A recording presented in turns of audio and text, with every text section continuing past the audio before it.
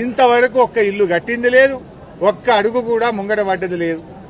తెగిపోయిన రోడ్లు పట్టించుకున్న పాపాన పోలేదు. 159 చెరువులు, 8 చెక్ డ్యాంలు తెగిపోయినాయి. ఒక్క చెరువు మరమ్మతు చేయలే, ఒక్క చెక్ డ్యాం కూడా మళ్ళా పునరుద్దరించే ప్రయత్నం చేయలే. ఇసుక మాఫియా, ఎందుకంటే చెక్ డ్యాంలు పునరుద్దరిస్తే ఇసుక దందా నడవదు కాంగ్రెస్ నాయకులకు. ఇసుక మాఫియా ఇష్టారాజ్యంగా మహబూబాద్ లో ఇవాళ వెళ్తా ఉన్నారు.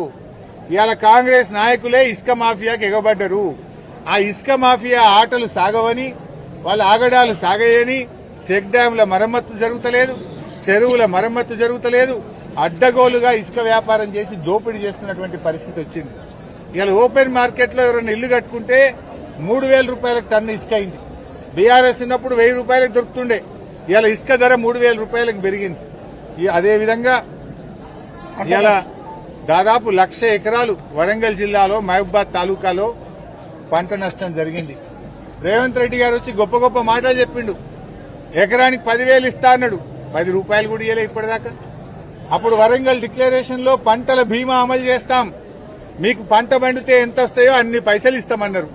మరి 2 ఏండ్లైంది రేవంత్ రెడ్డి, నీ పంటల బీమా ఏమైంది? అసెంబ్లీలో కూడా చెప్పినారు, ఈ సంవత్సరం నుంచే పంటల బీమా అమలు చేస్తామని 2 సార్లు ఆర్థిక మంత్రి బడ్జెట్ ప్రసంగంలో చెప్పినా పంటల బీమాకు దిక్కే లేదు. పంటల బీమా రాదాయే, 10,000 రూపాయలు ఇస్తానన్న పైసలు రావాయే. రేవంత్ రెడ్డి గారిని డిమాండ్ చేస్తా ఉన్నా.